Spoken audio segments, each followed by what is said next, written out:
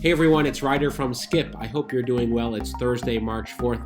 A very quick video update today on some big news. First, we have some new EIDL grant data, who's received invites to the new grants, who's still waiting, and who's received the money. I'm going to go into that. Meanwhile, there's big stock news. Stocks are down all day. I'm going to talk about that and why that's happening. Some positive news in the new unemployment claims. And mixed news on the new stimulus package. The Senate is making progress, but there's mixed news there. I'm going to go into all that today and answer some of your questions. In particular, PPP uses, who can apply for PPP loans. We're still getting more questions since the PPP rules have changed. As always, thanks so much for tuning in. Be sure to watch until the end of the video. Hit subscribe if you haven't. Let's dive right in. This is the big news from today. The stock market is down all day. For any of you who have tech stocks especially, chances are they're all down. NASDAQ has fallen by nearly 2%. The bond yield continues to rise. These are all related. Meanwhile, earlier today, Jerome Powell spoke. He's the Fed chair.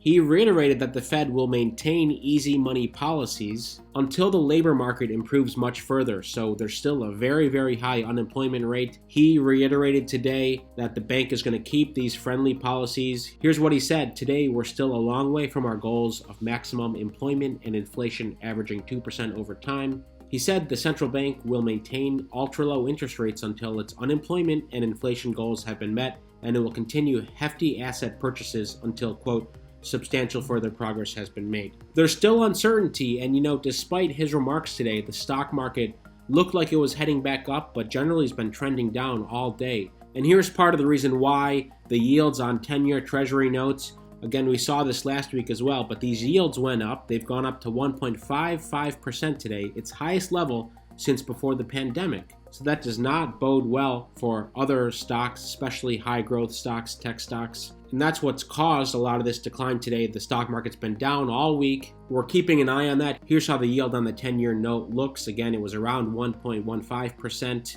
but you can see it's at the highest it's been in over a year. We're keeping an eye on that as well, because I know that's affecting a lot of you. All right, I'm not going to beat around the bush today. EIDL grants. We've done a couple surveys. First, number one, the stimulus survey we did last night. As many of you know, yesterday, Democrats changed who would qualify for the third stimulus check. They basically decreased the earnings threshold. So if you earn over 80K or 160K as a household, you will be cut out of the stimulus check.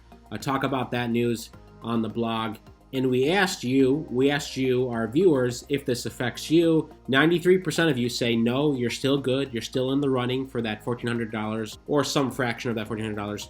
7% of you said yes, this cut you out. So almost 1 out of 10 of you have been affected by yesterday's news. Again, this is a negotiation point by the Democrats to try to appease to Republicans. The vote is expected in the Senate this week. The vote's going to be complicated. Although Democrats can get this passed, it's not going to be easy. I'm going to talk about that in a second. It's going to be a hassle and a headache. Here's the poll we did less than an hour ago. We asked, where are you in the targeted EIDL grant funnel? Many of you have checked either our map or the SBA's map. They're close, but there's some differences there. But many of you know if you may qualify for a targeted EIDL grant or not. But we asked this question: are you still waiting for a targeted EIDL grant? 61% of you said yes. Have you gotten the email from the SBA? A third of you said yes, you have gotten the email from the SBA. And surprisingly, 4% of you have received something. Anecdotally, we've heard that no one's received anything. So frankly, I'm surprised that even 4% of you have received something. The frustrating thing is, these emails started going out 1 month ago. I remember covering the news on how to fill out the form on February 2nd. That's over a month ago. These emails started going out a couple days before. Then we did a video how to fill out the application when you get the invite. And in the rules and guidance, they said they would try to get funding out within 15 days. Well, it's a month later, and a small fraction of you have received any funds. So I know that's frustrating for many of you. We've tried to find out why. What's the deal here? The PPP program has issued over $100 billion in the new program. And as far as we can tell, the EIDL program has issued very little. So it's very surprising. Maybe some of this was because they decided they needed the 4506Ts signed, so they didn't send those out until, I think, 10 days ago. So after people completed the tax authorizations, then there was some review. Bottom line, it's a mess, and I can't believe it's been a month since they sent this out, which, by the way, was already a month late. The law went into effect December 27th. Can you believe that it's March 4th and many of you are still waiting? The whole point of this is to get money quickly into your hands. Anyway, I'd love to hear in the comments if you're frustrated. I'm frustrated on your behalf. I'd love to hear if you are as well. Be sure to like this video, by the way, because we do want more people to see this. We want more people to be aware of what's happening, especially the survey here. You can check this out on our community tab on our channel, or sometimes you'll see it in your feed if you want to weigh in, because we want to get as much representation as possible from all of you to really understand what's happening. One thing the SBA is not doing is putting out data on who's been invited, who's filled out applications, who's been approved and gotten the funding. We don't see that data from the SBA.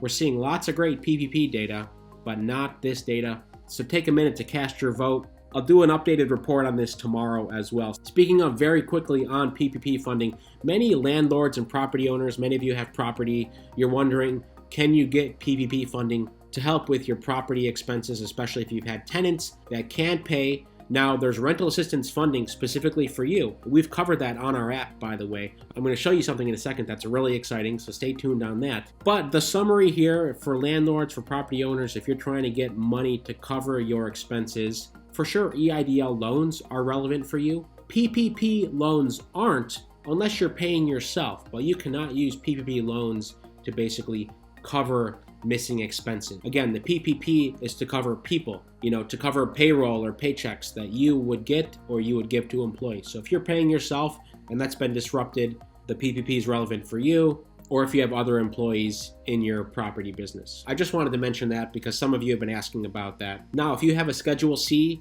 or 1099 income, yes, you can, and you probably should apply for a PPP loan. You can go to pppbonus.com to apply through Funding Circle, or trackpploan.com to apply through Bluevine. We are still in the 2-week period of exclusivity for businesses with less than 10 employees. You are getting priority this week with lenders and with the SBA. Number one. Number two, of course, you can use your gross receipts number to calculate your PPP loan amount, not your net amount. So if you had a negative or zero net amount before, you said, I'm going to bank on EIDL grants. Well, now you don't have to do that. Number one, because you don't have to deduct EIDL grants from PPP. It's 2 separate buckets of funding, and you can take your gross amount. So chances are that PPP loan amount will be something. It'll be something. Something's better than nothing.